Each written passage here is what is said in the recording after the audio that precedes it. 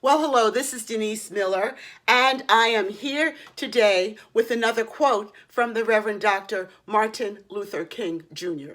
As you know, on the Leadership Lady Live channel, I am celebrating his wisdom this month, his birth month. But before we go on with today's quote, I'd like to ask you to please do remember to hit the thumbs up or the heart depending on your platform, and to please subscribe to or follow my videos.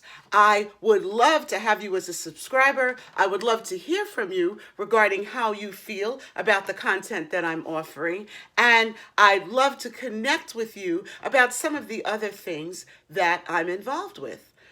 Now, for the quote. The quote, one very rich and very deep quote. It says, 10,000 fools proclaim themselves into obscurity, while one wise man forgets himself into immortality. Whew, that's a little complicated. I had to stop and really give it some thought, do some research, ask some questions. And I'd like to present this to you. In this quote, which was one of his, it was from his Nobel Peace Prize acceptance speech, says that there's a contrast between superficial self-promotion, proclaiming yourself into obscurity, and selfless, impactful actions that lead to a lasting legacy.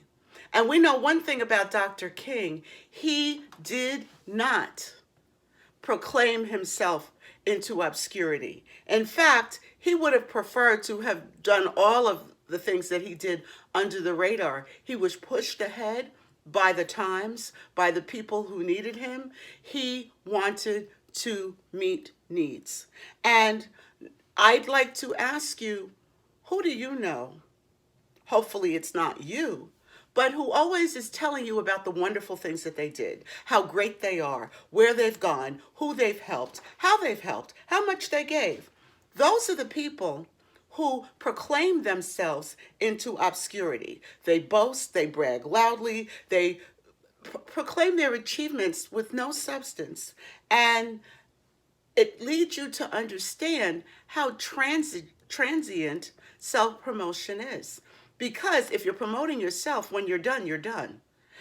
If you tell everybody else what you've done, then once you stop talking about it, and nobody's going to listen to you forever, quite frankly, you're done. However, when you decide that you are going to just quietly focus on impacting the lives of other people, when you're going to quietly focus on helping people, on working with them, on their difficult spots, on walking with them through their difficult seasons in life, when you're not looking for glory, you're just looking to help and to serve, you will leave a legacy and people will begin to see you over and over and over again, because the people that you've helped will share you, and the people who watched you help will share what you did. So you don't really have to do a whole lot. So one of the questions I want to ask you as a leader or as an aspiring leader is, what are you doing? Are you busy self-promoting rather than serving? Are you busy proclaiming rather than stooping down to help and to lift others up?